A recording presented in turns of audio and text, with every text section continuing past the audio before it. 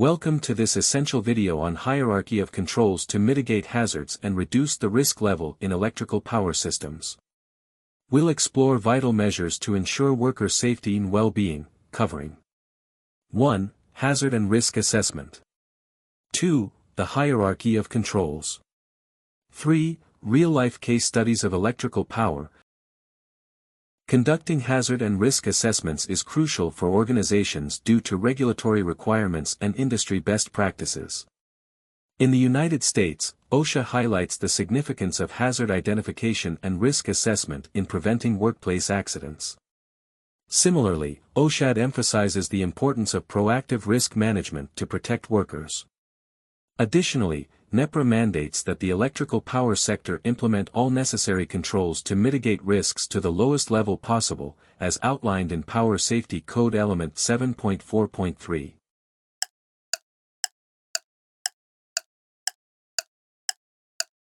For Quiz 1, correct answer, A.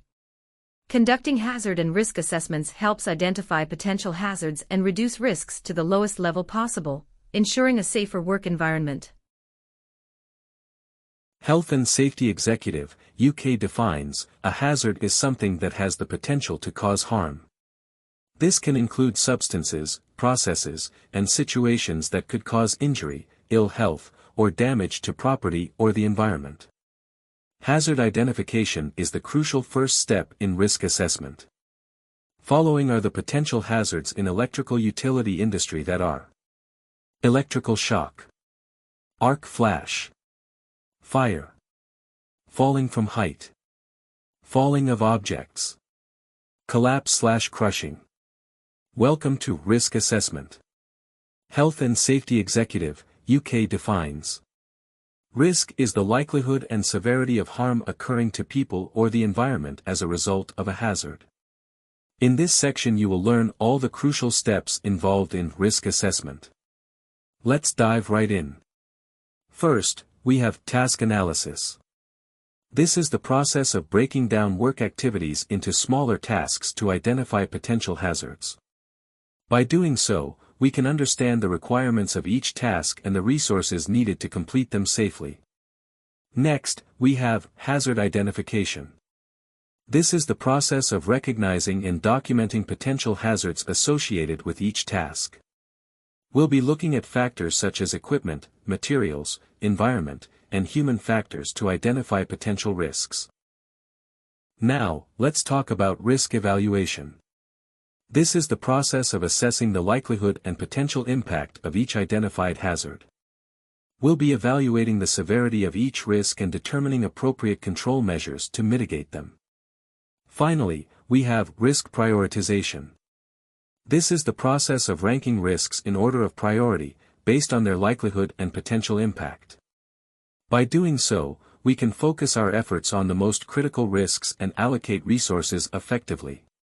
And that's it for risk assessment.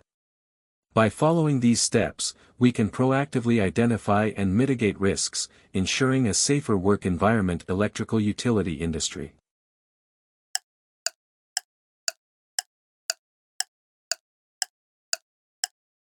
For Quiz 2, correct answer, B. A hazard is defined as something that has the potential to cause harm. HSE, UK. Welcome to the hierarchy of controls, a framework for managing hazards in the workplace. Let's explore each of the 5 levels and apply them to a task example from the electrical industry. Level 1, Elimination. This is the most effective way to mitigate a hazard. For example, when replacing a transformer, we can eliminate the hazard of electrical shock by de-energizing the transformer before starting work. Level 2, Substitution. This involves replacing the hazardous element with a safer alternative. We can substitute a traditional transformer with a safer, more modern design that reduces the risk of electrical shock. Level 3, Engineering Controls. These are design or engineering changes that reduce the risk of hazard. Installing safety barriers around the transformer prevents unauthorized access and reduces the risk of electrical shock. Level 4, Administrative Controls. These are policies, procedures, and training programs that reduce the risk of hazard. Implementing lockout/tagout procedures ensures the transformer is properly shut off before maintenance, reducing the risk of electrical shock. Level 5, Personal Protective Equipment, PPE. This is the last line of defense. Providing PPE such as insulating gloves, safety glasses, and hard hats to workers performing maintenance on the transformer protects them from electrical shock and other hazards. By applying the hierarchy of controls, we can systematically reduce the risks associated with replacing a transformer and ensure a safer working environment for all. Let's consider a task for power transformer maintenance in an electrical power or grid station. Hazards associated with these tasks include electrical shock, arc flash, fire, crushing, slip, trip, and fall hazards in the switchyard, exposure to energized equipment, chemical hazards from insulation medium like oil and SF6 gases, and composition. We can apply the hierarchy of controls to mitigate these risks. Level 1, Elimination. De-energize the transformer before starting maintenance. Ensure all electrical connections are disconnected, and verify the transformer is safely grounded. Remove any hazardous materials or equipment from the area. Level 2, Substitution. Replace traditional transformers with safer, more modern designs that reduce the maintenance interval. Consider using transformers with built-in safety features. Substitute hazardous materials with safer alternatives. Level 3, Engineering Controls. Install safety barriers around the transformer to prevent unauthorized access. Implement electrical isolation procedures to prevent accidental energization. Use insulated tools and equipment to prevent electrical shock. Ensure automatic operation and built-in primary earthing system. Implement interlocking systems to prevent accidental startup. Install fire suppression systems and smoke detectors. Level 4, Administrative Controls. For lockout/tagout procedure. Ensure all electrical connections are disconnected. Verify the transformer is safely grounded. Use lockout/tagout devices to prevent accidental energization. For permits, issue right safety document. Ensure all personnel involved in maintenance have the necessary permits and sanctions, and limit access to the transformer to authorized personnel only. For maintenance procedure, ensure proper scheduling and planning of maintenance activities. Include steps for pre-maintenance checks, maintenance tasks, and post-maintenance checks. Ensure all personnel involved in maintenance are authorized and competent to perform the task with the procedure. Provide training and ensure personnel are authorized and competent in performing the task. Conduct regular safety audits and risk assessments. Identify potential hazards and risks associated with maintenance activities, and implement measures to mitigate or eliminate identified hazards and risks. Level 5, Personal Protective Equipment. Provide and use PPE such as insulated gloves, safety glasses, hard hats, and safety harnesses to protect workers from electrical shock and other hazards.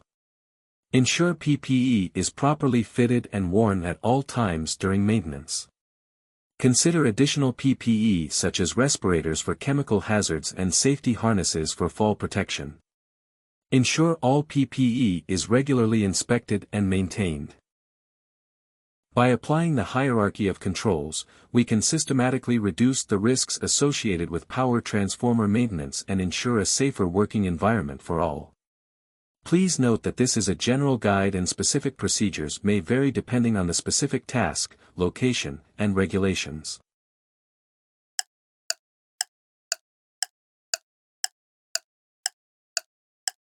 For Quiz 3, correct answer, B, again. Elimination is the most effective way to mitigate risks. For power transformer maintenance, this means de-energizing the transformer, disconnecting electrical connections, and ensuring safe grounding. Tower inspections are a critical task in transmission line maintenance. And they come with several hazards, including falling, electrical shock, crushing, and exposure to extreme weather conditions. To mitigate these risks, we follow the hierarchy of controls. First, eliminate hazards by scheduling inspections during planned outages, using aerial lifts or drones for visual inspections, and removing any hazardous materials or equipment from the area. Next, substitute alternative methods such as infrared scanning or acoustic sensors to detect potential issues. Then, implement engineering controls like installing safety cages, limiting access to the tower during inspection, and using insulated tools and equipment to prevent electrical shock. After that, put in place administrative controls, including safety signs and warning, limited access, and permits, as well as developing and following a detailed maintenance procedure. Also forecast weather conditions, provide training, and ensure personnel are authorized and competent to perform the task. In summary, to ensure a safe and effective tower inspection process, always follow standard procedures and practices. Using a comprehensive inspection checklist, documenting findings and recommendations, implementing a corrective action plan, conducting regular training and refresher courses, and ensuring equipment and tools are properly calibrated and maintained. These procedures and practices minimize risks and maximize reliability in the tower inspection process. Finally, provide personal protective equipment like fall protection gear, helmets, and insulated gloves to protect workers from electrical shock and other hazards. Ensure PPE is properly fitted and worn at all times during maintenance and regularly inspect and maintain it.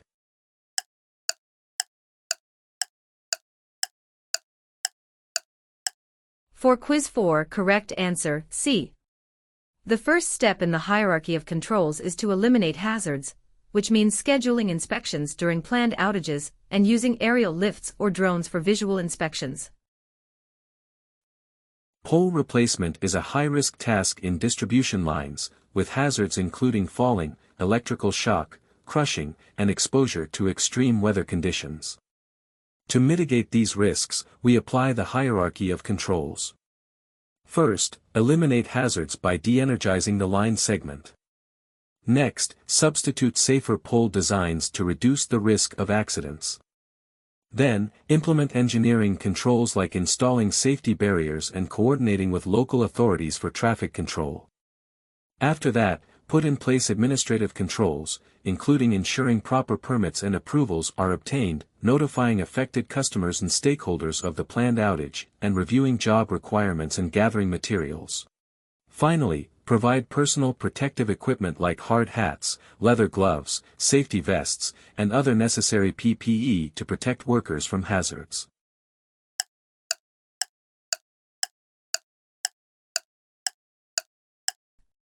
Quiz 5, correct answer, A.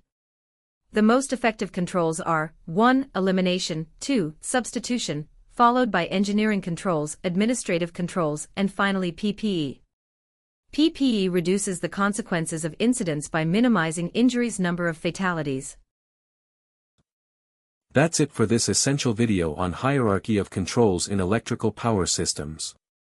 We've explored the crucial measures to ensure worker safety and well-being, covering key definitions, the hierarchy of controls, and real-life case studies in electrical power and grid stations, transmission and distribution lines. Remember, conducting hazard and risk assessments is crucial for organizations, and by following the hierarchy of controls, it can systematically reduce risks and ensure a safer working environment for all. Always prioritize safety, and let's work together to create a culture of safety in the electrical power industry. Thank you for watching. If you found this video informative and helpful, please subscribe to our channel for more videos on electrical safety and industry best practices. Share this video with your colleagues and friends who may benefit from this information. And don't forget to hit that like button to show your support.